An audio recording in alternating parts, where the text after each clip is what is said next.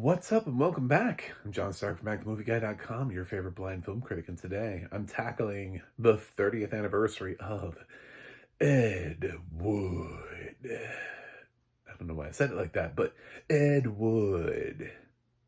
Yeah. The movie, obviously, because the human was long ago, but much longer than that. This film does have audio description. I actually own this. I own a digital copy of this on iTunes. I like this movie. It's from Tim Burton. It stars Johnny Depp, Martin Landau, Sarah Jessica Parker, Patricia Arquette, Bill Murray, Vincent D'Onofrio, Max Casella, who's currently on Tulsa King. I like that he's having a career resurgence. I always thought he was cool. He was always that kid. He's that kid in like Newsies who's like, hey, he's got like the perfect sort of like New York accent. He works perfectly in films like this. And it's got Jeffrey Jones. So we don't talk about him anymore. That's the last time I can mention him. I'm sorry. We just have to pretend like he's not in this anymore. The funny thing is, obviously, you see the correlation here. Earlier this year, I reviewed Beetlejuice because of Beetlejuice, which I also have reviewed. And it's funny to see the trajectory of Jeffrey Jones's career. He goes from being sort of like in Tim Burton things to watch Beetlejuice. Anyway, so yeah, this is, 94 was a great year for movies. So was 99. Like very underrated years for movies. And I'm finding movies from 89, obviously, that I really love, and 84, 79, so on and so forth. And even 2004. Like, I don't want to do anything that's not at least the 20th anniversary, but I'm realizing like 99 was a really strong year for movies. Certainly a lot of films that really have hit and stayed in the pop culture. But also, when you think about 1994, there are some people who consider Pulp Fiction and Shawshank Redemption to be like a top 5, top 10 film for them. So that's two films from the same year. There are people who would put both of those films in their top 10. And totally valid, by the way. But there are some other downstream 94 releases that are also really good. It was a great year for Disney movies, by the way. They also released a ton of their live action. This is when they were pumping out content like crazy in 94. It's also the year of The Lion King. So, just a lot of really sort of like top-notch films are being released in 94. And of course, Forrest Gump, but I know people feel different ways about Forrest Gump. And one of those things is Ed Wood. It's Tim Burton, and he came in and he fought into this award season, and we got Martin Landau a Best Supporting Actor Oscar for Ed Wood. So, and I think him playing Bela Lugosi is still a good performance. Is it necessarily the best performance? No, but it's a nice win for Martin Landau, you know? It's a nice, I'm not going to stand by it, but I don't hate it. You know what I'm saying? Like sometimes you get a win and you're like, what the hell? Like it's the one, when you look at the 5 and you're like, this person shouldn't even be nominated. And then they go on to win and you're like, what the? Like, those are the ones that people talk about for decades. They talk about the Marissa Tomei's from My Cousin Vinny, but as being like, how on earth, But here, he did beat Samuel L. Jackson for Pulp Fiction for what has turned out to be his only Oscar nomination ever. We cannot get this man another acting nomination. Morgan Freeman for The Shawshank Redemption. These are like obvious go-to performances when you go to them. Like either one of them. Like I think if we went back in time and I love the idea of people doing like those Oscar. I do it myself, the revisiting. And since this is 30 years, I'll be doing one for 94. I can tell you Martin Landau will not be winning supporting actor for me. Even though I do like the performance, and I think sometimes it's beleaguered a little bit more than it is.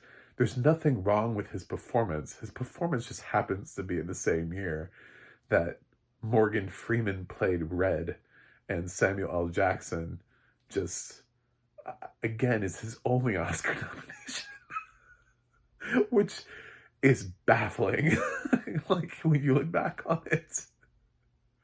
Um, I think I would be personally, because I love Shawshank, I would be more inclined to vote for Morgan, but because it's Sam's only fucking nomination, like barring an act of God and him getting nominated for the piano lesson at this point, um, yeah, he does have like an honorary, I think, Oscar eventually. But that's sad. It's sort of like the Oscars being like, we fucked up. I'm sorry. Um, we're not really sure where we fucked up, but here you go. Here's your honorary Oscar. Um, so but Johnny Depp's also great in this too, by the way. He just was up against like some really stiff competition from, we also had Quiz Show was this year. I mean, lots of titan performances, and Johnny Depp is still sort of in the beginnings of his career, kind of fresh off of like Edward Scissorhands and What's Eating Gilbert Grape, sort of heading into his heavier performances, but also some showier performances too, and films often forgotten about. But I liked him as Ed Wood. I think he's good here. It's really just an exploration of one of the worst filmmakers of all time, sort of like the predecessor to Uwe Boll. You watch him, and this isn't just like an exploration of Plan 9 from Outer Space. It's more of an exploration of Ed Wood, the filmmaker. So he's making like other movies and not just Plan 9. And he has a girlfriend played by Sarah Jessica Parker, and she has hopes of writing this director to stardom. Good Lord. Maybe it's a blessing that she ends up dumping him and not being in one of the movies. But and Patricia Arquette comes along later as sort of like the second muse that Ed uses. Ed also, there's a great scene in this, by the way, where you think he's going to say something really deep and like life-changing to Patricia Arquette. They're stopped in this ride, like this ride is broken down that they're on, and he stops and goes, I need to tell you something. And you're like, is he going to say I love you or something like that? Or, no, it's, I like to wear women's clothing. And it's an aspect of Ed Wood that they have to tackle at some point, right? They have to put that in there because it's his truth, it's who he is. But I love that scene so much, and I love how she's just like, oh, does that mean you don't like women? And he's like, no, I love women. I just like wearing women's clothes. And she's like, oh, okay. It's just like, I'm like, in 94? Good for us. Let's go. While Tim Burton has no idea how to cast a black person in any of the movies, yeah, he's got this in there. He just pretends like black people don't exist. But this is somewhat optimistic LGBT representation in a film, because Patricia Arquette is just like, oh, that's fine. I'm good with that. We also have Bill Murray playing a transgender character. I don't want to tackle that one, so I'm just going to leave that there. In the same breath, I like how Patricia Arquette doesn't have like this, like massive reaction to Johnny Depp's thing, and it's just this like thing, because later on, of course, Johnny Depp dresses up, Ed Wood dresses up, and he comes out powerful in his, because he's a little bit being defeated. He runs into Orson Welles, played by Vincent D'Onofrio, who gives him like this speech about creativity and making sure that you have final cut and that kind of thing, and don't let the producers chop your film. And of course, I'm sure Orson Welles didn't realize he was talking to an idiot, but at the same time, it empowered him, and he went back and walked in full drag, basically. Well, for the time, and everybody's like, "What the hell?" It's a lot of great scenes in this, by the way. A lot of things that I remembered visually. I actually own this on DVD too, but the DVD doesn't have an audio description. So I saw this was on sale one time. I was like, oh, I love this movie. And it has audio description. Look at this. So I like movies about filmmaking. And I find Ed Wood sort of as a person, sort of like captivating when you think about it. Because I've seen Plan 9 from Outer Space. That's where I'm leading with this. Is throw everything else away. Fuck this movie. Let's move on from this movie. Tim Burton, great job. I've seen Plan 9 from Outer Space, and I don't think there's available audio description for it. And I'm thinking, like, how would we even do that? You know, because you would have to have an audio description team who also knows the film is notoriously bad and is able to point out the things, because you cannot describe that film straightforward. That's not fair. It's not funny. It's not cool. Like, I was thinking about how that's the rabbit hole my brain went down while watching Ed Wood. Was like, oh my god, how would we even describe Plan 9 from Outer Space? And of course, audio description is always commissioned by filmmakers, right? It's always commissioned by someone who has an interest in the film, and usually in the way that, hey, we'd really like people to like our film. Well, no, that's not going to happen. Nobody likes Plan 9 as a legitimate film. Nobody's ever like, my top 10 films of all time are 2001: A Space Odyssey, Plan 9 from Outer Space.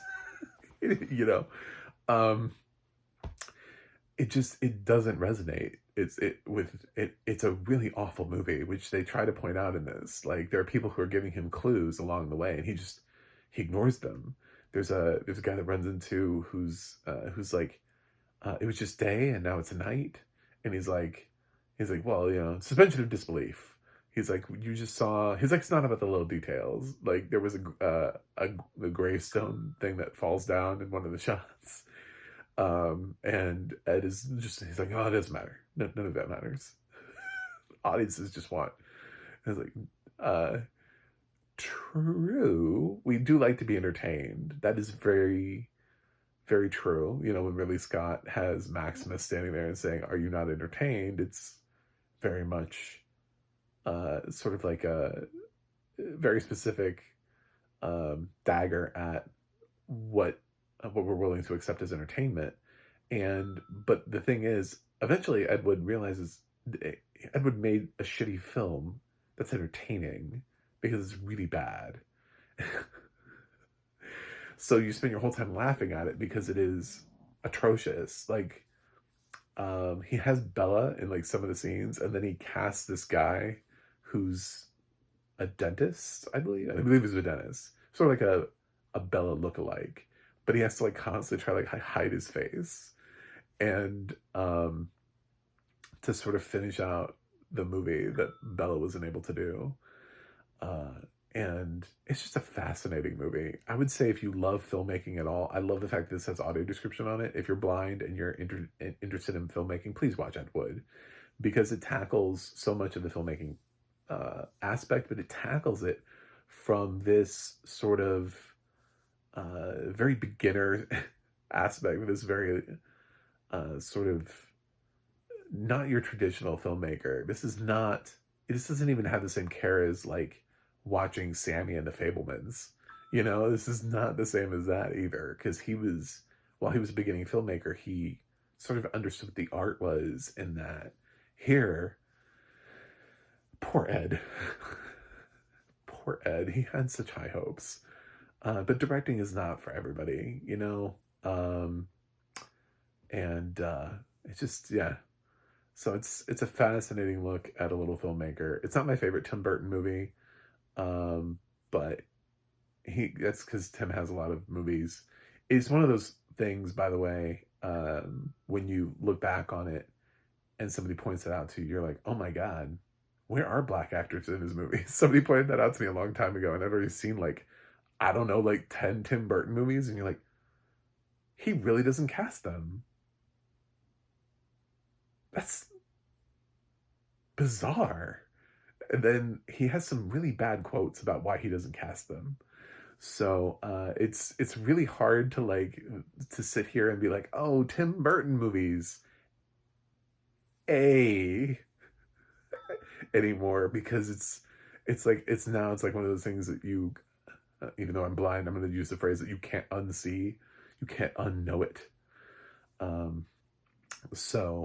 Yeah, I think he finally started adding diversity into Wednesday, but that's part of the reason why everybody noticed it, is they finally wrote news stories about it. They're like, oh, Tim Burton has decided to diversify. Um, so, uh, yeah, I think the film's good. Not my favorite Tim Burton movie, but I'm happy I got to revisit it. And the filmmaking aspect, the actors, and everything in here make it worth watching. And I thought the audio description was really good. From everything that I remembered, I thought it pointed out everything really well. Martin Landau's performance is good. It's he won because he's Martin Landau. You know, that's we don't need to beat it to a dead horse on this one. It's not a bad performance, certainly. He just ended up being against some titans, and it's one of those things that you look back on 30 years later and you're like, ah, that's really hard to say. But then it means Martin Landau never won an Oscar, so that's a tough pill to swallow too. At least Morgan does win an Oscar, and Sam does have an honorary Oscar. Martin doesn't have an Oscar otherwise. So, what are you gonna do? But I'm gonna give Ed Wood an A-. I think it's a good movie. I think you should check it out. So, thanks for watching. Thanks for subscribing, joining me on another anniversary, and I will see you guys on the other side.